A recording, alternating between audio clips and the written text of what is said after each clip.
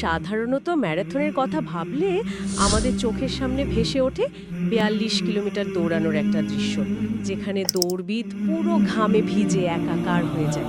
হ্যাঁ, ঠিক। কিন্তু মানে একবার ভাবলে অবাক হতে হয় যে এমন একটা ম্যারাথন আছে যা টানা ৩০ দিন ধরে চলে। একদম তাই। আর একজন স্তন্যদানকারী মায়ের জন্য রমজান মাসে রোজা রাখাটা আসলে ঠিক এমনই এক লম্বা ম্যারাথন। হ্যাঁ, তো পুরো ১ মাস রুটিনের বাইরে চলার পর শরীরে যে ক্লান্তি আর পুষ্টির ঘাটতি তৈরি হয় সেটা কিন্তু একদিনে গায়েব হয়ে যায় না। না, মোটেও না। এর জন্য দরকার সঠিক একটা রিকভারি প্ল্যান। একদম। আর তাই আজকের এই গভীর আলোচনায় আমরা বিভিন্ন চিকিৎসা বিষয়ক জার্নাল বা পুষ্টি নির্দেশিকা ঘেঁটে বের করার চেষ্টা করব যে এই ম্যারাথন শেষে মায়েরা কিভাবে তাদের শরীরের ক্লান্তি দ্রুত কাটিয়ে উঠবেন। এটাই আমাদের আজকের মিশন। দারুণ একটা মিশন। কারণ রিকভারি প্ল্যানটা খুব জরুরি। যে কোনো ম্যারাথনের পর প্রথম কাজই হলো শরীরের সঠিক জ্বালানি সরবরাহ করা। ৩ থেকে ৪ লিটার পানি পান করার কথা বলা হচ্ছে। হ্যাঁ, মানে ১২ থেকে ১৪ গ্লাস পানি, সাথে ডাবের পানি বা ফলের রসও থাকতে পারে। লাবাং বা তরল স্যুপও রাখা যেতে পারে। কিন্তু এখানে আমার একটা খটকা লাগছে। বুকের দুধ তৈরিতে কি সত্যি পানির ভূমিকা এত বেশি, নাকি মানে নির্দিষ্ট কিছু খাবার জাদুর মতো কাজ করে?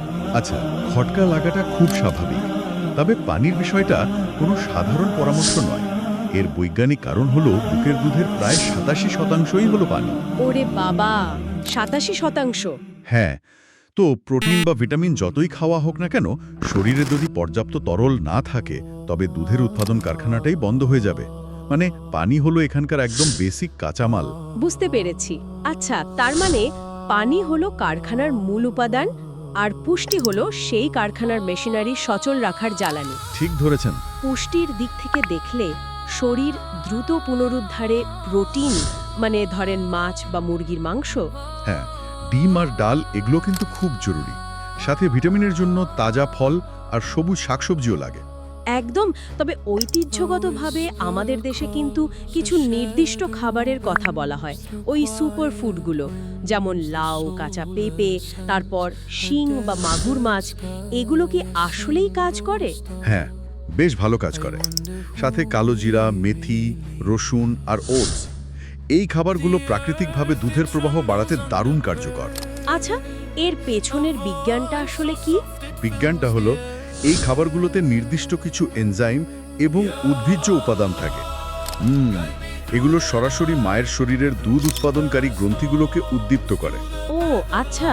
মানে এগুলো শুধু পেট ভরায় না, বরং দুধ উৎপাদনের মেকানিজমকে সরাসরি পুশ করে। দারুণ ব্যাপার। তো পানি আর খাবার দিয়ে তো জ্বালানির ব্যবস্থা হলো, কিন্তু কারখানার রক্ষণাবেক্ষণের কি হবে? সেহরি আর ইবাদতের কারণে ১ মাস ধরে ঘুমের যে ব্যাঘাত ঘটেছে। এটা তো শরীরের অভ্যন্তরীণ ঘড়িকে এলোমেলো করে দেয়। হ্যাঁ, একদম দেয়। আর সে কারণে রাতে অন্তত ৭ থেকে ৮ ঘন্টা নিরবচ্ছিন্ন ঘুমের কথা বলা হয়। কিন্তু বাস্তবসম্মতভাবে চিন্তা করলে একজন নতুন মাকে ৭-৮ ঘন্টা নিরবচ্ছিন্ন ঘুমাতে বলাটা তো বেশ কঠিন শোনায়। এটা খুবই বাস্তব একটা সমস্যা। নতুন মায়েদের জন্য টানা ৮ ঘন্টা ঘুমানোটা সত্যি অনেক কঠিন।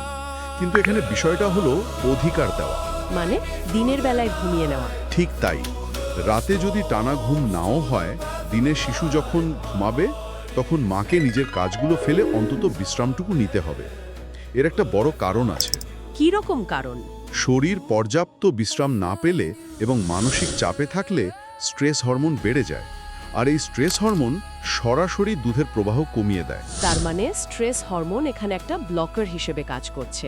আরেকটা মেকানিজম বেশ ইন্টারেস্টিং লাগে আমার কাছে। কোনটা? বলা হয় শিশু যত বেশি দুধ টানবে, মায়ের শরীরে দুধের উৎপাদন তত দ্রুত বাড়বে। এই সিগন্যালটা আসলে কিভাবে কাজ করে? এটা পুরোপুরি জীববিজ্ঞানের সাপ্লাই এবং ডিমান্ড বা চাহিদা ও যোগানের নিয়মে চলে। শিশু যখন দুধ টানে তখন মায়ের স্নায়ুতন্ত্র মস্তিষ্কে একটা সিগন্যাল পাঠায় যে দুধের চাহিদা তৈরি হয়েছে। আচ্ছা। মস্তিষ্ক তখন প্রোল্যাকটিন নামের একটি হরমোন রিলিজ করে। এই প্রোল্যাকটিন দুধ তৈরির গ্রন্থিগুলোকে নির্দেশ দেয় প্রোডাকশন বাড়িয়ে দেওয়ার জন্য। আক্ষরিক অর্থেই একটা বায়োলজিক্যাল ফিডব্যাক লুপ। অর্থাৎ শরীর নিজে থেকে কিছুই জমিয়ে রাখে না, শুধু সিগন্যাল পেলেই উৎপাদন করে। একদম ঠিক। কিন্তু আজকের এই ব্যস্ত সময়ে এত নিয়ম মেনে চলা বা ঐতিহ্যবাহী খাবারগুলো নিয়মিত জোগাড় করা অনেক মায়ের জন্যই কঠিন হয়ে দাঁড়ায়। এই রিকভারি প্রসেসে কি কোনো আধুনিক সমাধান আছে? অবশ্যই আছে। যখন প্রাত্যহিক রুটিনে ঐতিহ্যবাহী সুপারফুডগুলো প্রতিদিন রাখা সম্ভব হয় না, তখন দুর্বলতা কাটাতে সাপ্লিমেন্টস নেওয়া যেতে পারে। যেমন ধরেন ল্যাক্টোমোম টাইপের কিছু?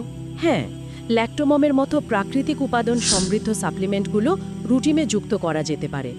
এগুলো প্রয়োজনীয় পুষ্টি আর এনজাইমের ঘাটতি পূরণে সাহায্য করে, যা আধুনিক কর্মব্যস্ত মায়েদের জন্য বেশ সুবিধাজনক। তো যদি পুরো চিত্রটা দেখি, মায়ের সুস্থতা শুধু বেশি খাওয়ার ওপর নির্ভরশীল নয়, এটি পর্যাপ্ত তরল, সঠিক পুষ্টি, বিশ্রাম এবং মানসিক প্রশান্তির একটা চমৎকার সমন্বিত রূপ। একদম তাই।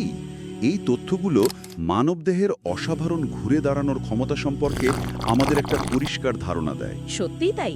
একটা লম্বা সময় পর শরীর কিভাবে আবার নিজেকে গড়ে তোলে সেটা সত্যি বিস্ময়কর। আর এটা আমাদের চারপাশে স্তন্যদানকারী মায়েদের প্রতি আরও সচেতন ও সহানুভূতিশীল হতে সাহায্য করে। অবশ্যই।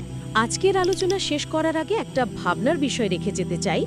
একটু আগে আমরা জানলাম যে মানসিক চাপ সরাসরি বুকের দুধের প্রবাহ কমিয়ে দিতে পারে। হ্যাঁ, একটা বড় ফ্যাক্টর। তাহলে কি বলা যায় আধুনিক কর্মব্যস্ত জীবনের অদৃশ্য চাপ নীরবে মাতৃস্বাস্থ্যে এমন নেতিবাচক প্রভাব ফেলছে যা নিয়ে আমরা এখনো সেভাবে ভাবতেই শুরু করিনি? হয়তো এই ম্যারাথনটা শুধু রমজানের 1 মাসের নয়, বরং এই আধুনিক সমাজে একজন মায়ের প্রতিদিনের লড়াইয়েরই একটা অবিচ্ছেদ্য অংশ।